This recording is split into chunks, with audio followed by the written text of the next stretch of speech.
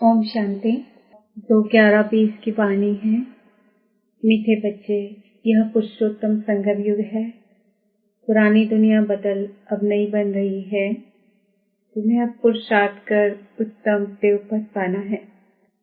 प्रश्न: सर्विसेबल बच्चों की बुद्धि में कौन सी बात सदैव याद रहती है? उत्तर: उन्हें याद रहता कि धन दिए धन ना घटे, इसलिए वह रात दिन नींद का भी त्याग कर ज्ञान धन का दान करते रहते हैं, थकते नहीं। लेकिन अगर खुद में कोई अवगुण होगा तो सर्विस करने का भी उमंग नहीं आ सकता है। ओम शांति। मीठे मीठे रूहानी बच्चों प्रति बाप बैठ समझाते हैं। बच्चे जानते हैं, परम पिता रोज रोज समझाते हैं, जैसे रोज रोज टीचर पढ़ाते हैं। बाप सिर्फ शिक्षा देंगे, संभालते रहेंगे, क्योंकि बाप के तो घर में ही बच्चे रहते हैं। माँ बाप साथ रहते हैं। यहाँ तो ये वंडरफुल बात है। रूहानी बाप के पास तुम रहते हो। एक तो रूहानी बाप के पास मूल वतन में रहते हो, फिर कल्प में एक ही बार बाप आते हैं बच्चों को वर्षा देने व पावन बनाने, सुख व शांति देने। तो जरूर नीचे आकर रहते होंगे। इसमें ही मनुष्यों का मुझारा है। गान भी है, साधारण तन में प्रवेश करते हैं। अब साधारण तन कहाँ से उड़कर तो नहीं आता, जरूर मनुष्य के तन में ही आते हैं। तो भी बताते हैं, मैं इस तन में प्रवेश करता हूँ। तुम बच्चे भी अब समझते हो, बाप हमको स्वर्ग का वर्षा देने आए हैं। जरूर हम लायक नहीं हैं, पतित बन गए हैं। सब कहते भी हैं, है पतित पावन आओ, आकर हम पतितों को पावन बनाओ। बाप कहते हैं, मुझे कल्प कल्प पतितों को पावन करने की ड्यूटी मिली हुई है। हे बच्चों, अब इस पतित दुनिया को पावन बनाना है। पुरानी दुनिया को पतित, नई दुनिया को पावन कहेंगे। गोया पुरानी दुनिया को नया बनाने बाप आए हैं। कलयुग को तो कोई भी नई दुनिया नहीं कहेंगे। यह तो समझ की बात है ना। कलयुग है पुरानी दुनिया। बाप भी आएंगे जरूर पुराने और नए के संगम पर। यह पुरुषोत्तम संगम युग है। बाप आया हुआ है। सारी दुनिया में ऐसा कोई मनुष्य नहीं जिसको यह पता हो कि यह पुरुषोत्तम संगम युग है। जरूर तुम संगम युग पर हो तब तो समझाते हो। मुख्य बात है ही संगम युग की, तो पॉइंट्स भी बहुत जरूरी है। जो बात कोई नहीं जानते वह समझानी पड़े। इसलिए बाबा ने कहा था, ये जरूर लिखना है कि अब पुरुषोत्तम संगम युग है। नए युग अर्थात सतयुग के चित्र भी हैं। मनुष्य कैसे समझे कि लक्ष्मी नारायण सतयुगी नई दुनिया के मालिक हैं। उनके ऊपर अक्षर जरूर चाहिए। पुरुषोत्तम संगम युग, ये जरूर लिखना है, क्योंकि यही मुख्य बात है। मनुष्य समझते हैं कलयुग में भी बहुत वर्ष पड़े हैं, बिल्कुल ही घोर अंधियारे में है। तो समझाना पड़े, नई दुनिया के मालिक ये लक्ष्मी नारायण हैं। यह है पूरी निशानी।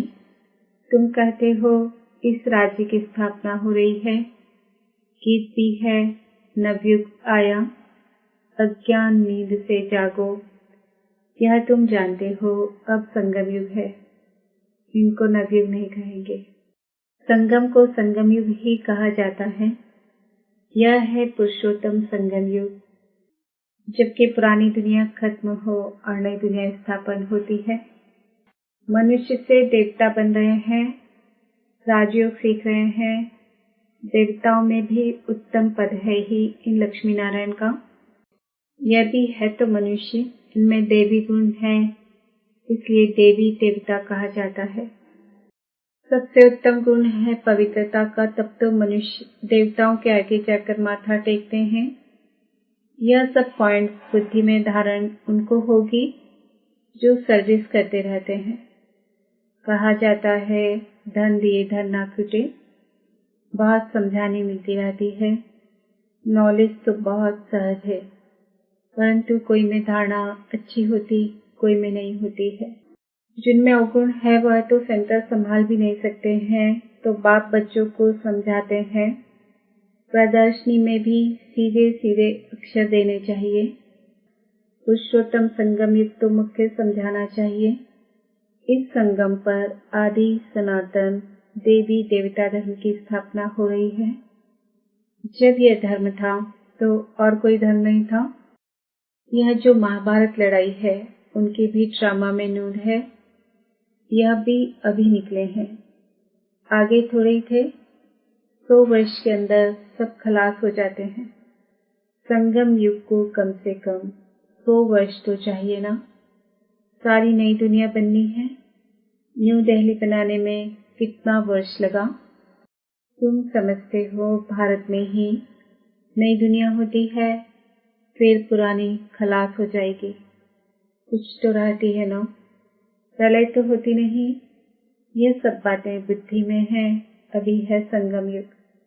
नई दुनिया में जरूर यह देवी देवता थे, फिर यही होंगे। यह है राजयोग की पढ़ाई।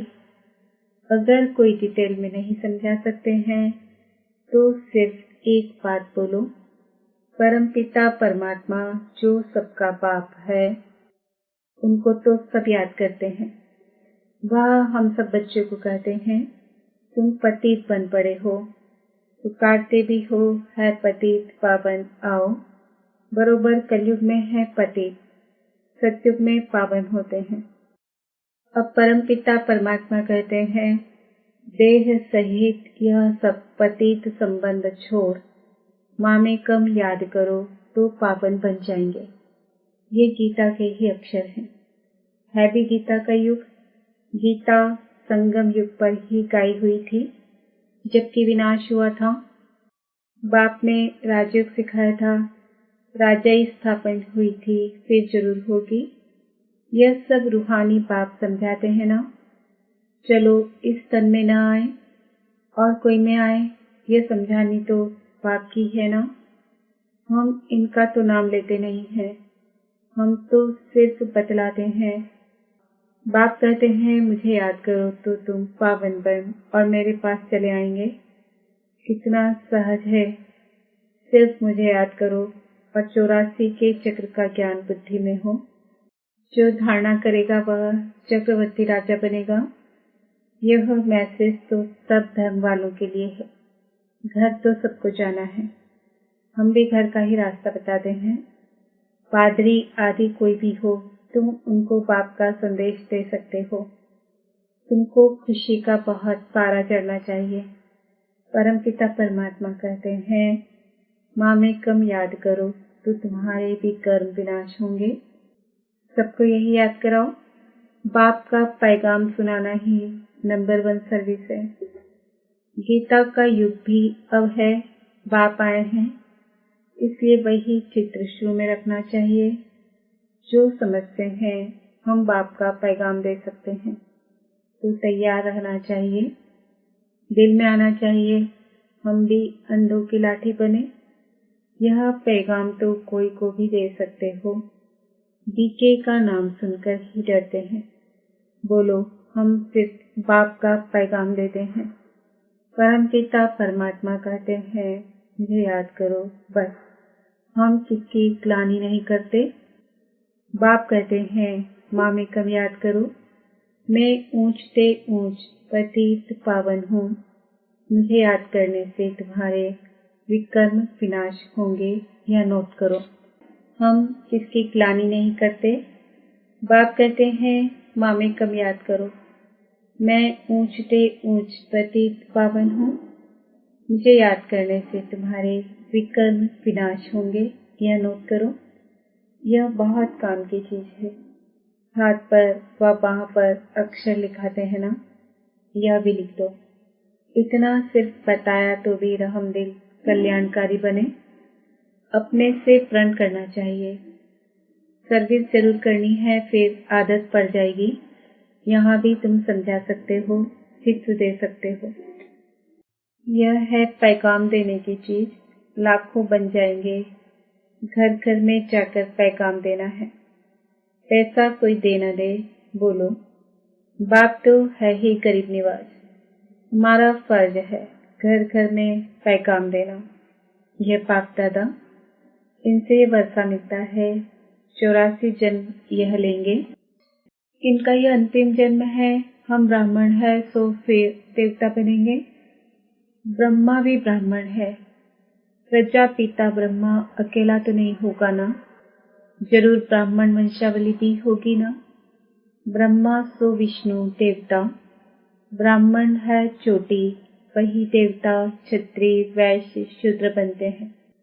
कोई जरूर निकलेंगे जो तुम्हारी बातों को समझेंगे।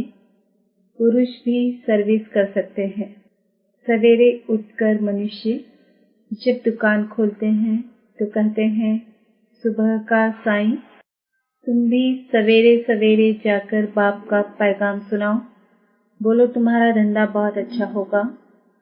तुम साईं को याद करो तो 21 जन्म का वर्षा मिलेगा। अमृत वेले का टाइम अच्छा होता है। आजकल कारखानों में माताएं भी बैठ काम करती है। यह बेच भी बनाना बहुत सहज है। तुम बच्चों को तो रात दिन सर्विस में लग जाना चाहिए। नींद हराम कर देनी चाहिए। बाप का परिचय मिलने से मनुष्य धन के बन जाते हैं। तुम किसको भी पैगाम दे सकते हो। तुम्हारा ज्ञान तो बहुत ऊंचा है। बोलो हम तो एक को याद करते हैं। क्राइस्ट की आत्मा भी उनका बच्चा थी। आत्माएं तो सब उनके बच्चे हैं। वही गॉड फादर कहते हैं कि और कोई भी देहधारियों को याद मत करो। तुम बच्चों को रात दिन सर्विस में लग जाना चाहिए। नींद हराम कर देनी चाहिए। बाप का परिचय मिलने से मनुष्य धन के बन जाते हैं। तुम किसको भी पैगाम दे सकते हो। तुम्हारा ज्ञान तो बहुत ऊंचा है। बोलो हम तो एक को याद करते हैं। क्राइस्ट की आत्मा भी उनका बच्चा थी। आत्माएं तो सब उनके बच्चे हैं। वही गॉड फादर कहते हैं कि और कोई भी देहधारियों को मत याद करो।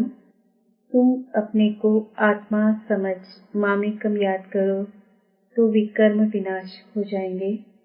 मेरे पास आ जाएंगे।